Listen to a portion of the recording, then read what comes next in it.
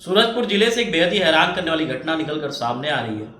आज तड़के सुबह करीब 4 बजे दो दंतैल हाथियों ने एक बुजुर्ग दंपति की पटक पटक कर जान ले ली। असल में यह घटना प्रतापपुर वन परिक्षेत्र की दरहोरा ग्राम की बताई जा रही है। जो बुजुर्ग दंपति थे वो जंगल किनारे एक अपना अस्थायी निवास बनाए हुए थे और उसी में वो रह रहे थे।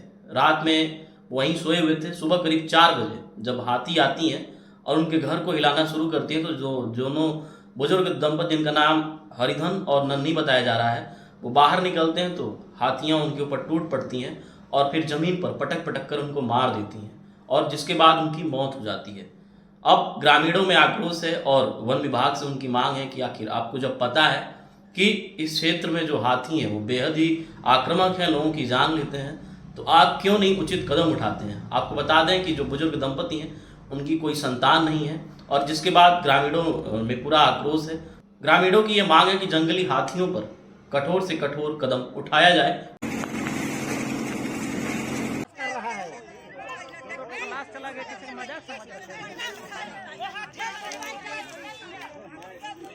यूपी बिहार वाला चला है प्रतापपुर में बोल रहे हैं हाथी खिलाफ